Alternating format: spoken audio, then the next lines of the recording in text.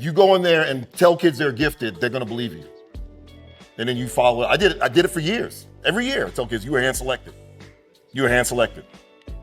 My first year, kids are like, where are you from? I was like, I'm from New York, but I just came from Hollywood. It was 1992. Hanson was big. Ninja Turtles were big. Power Rangers, big.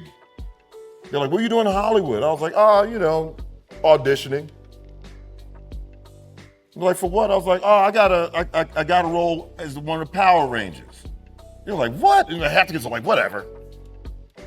I said, there's a Blue Ranger, a Pink Ranger, Red Ranger, Black Ranger? I said, I was supposed to be the Brown Ranger. They were like, what?